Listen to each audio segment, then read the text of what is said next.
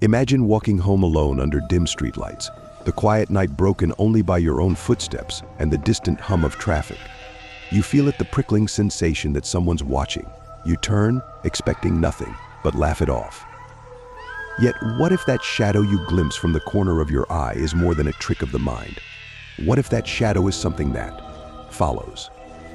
Meet Max, a regular guy with a routine life. He works a late shift and walks home every night, relishing the peace and quiet of the deserted streets. For him, it's a time to unwind, to let go of the day's noise. But every now and then he notices something strange, a fleeting shadow, a flicker in his peripheral vision. Nothing serious, just enough to make him glance twice. One night, however, is different. The sense of being watched feels heavier, closer.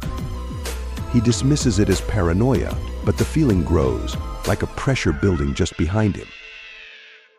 Then he catches it, a shadow detached from the trees, lingering just outside the streetlight's reach. It could be anything, but the way it's waiting unnerves him. He tries to laugh it off, thinking maybe the late nights are getting to him. Still, it nags at him, like that something's not right sensation you just can't ignore. As Max walks faster, hoping to shake the feeling, he can't shake the sense that something is pacing him, mirroring his steps.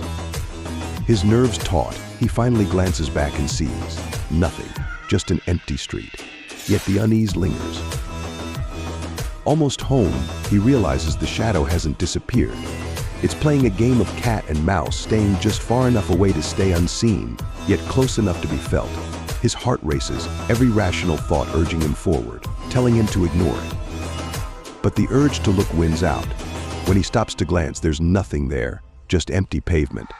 Who gets freaked out by their own shadow, he wonders, feeling foolish, yet oddly unsettled.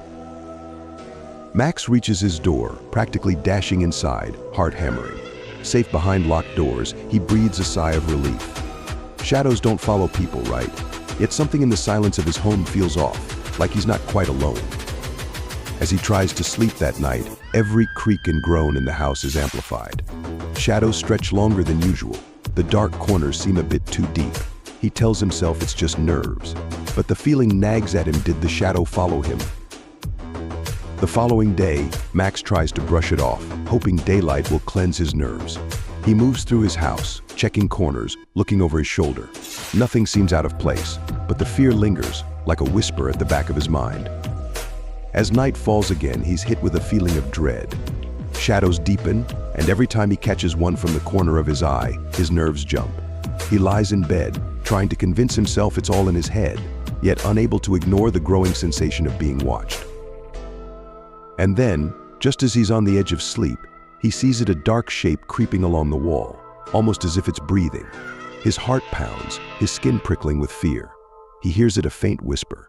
Frozen, he's paralyzed with terror, unable to scream or move, every muscle tense with dread.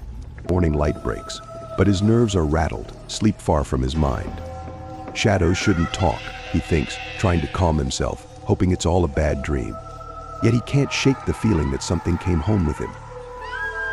As dawn breaks, Max feels the familiar weight of exhaustion, but this time daylight doesn't bring peace. His house feels different, like the shadowy presence is hiding just out of sight, waiting for night to fall again. As he walks through his home, checking every corner, the feeling of unease builds, like he's no longer alone. Shadows seem thicker, a bit darker, clinging to him as he moves from room to room. In every dark corner, every shadow, he feels it, like a silent watcher that will never truly leave him. If you ever feel a presence in the corner of your eye while walking alone at night, maybe it's best not to look twice.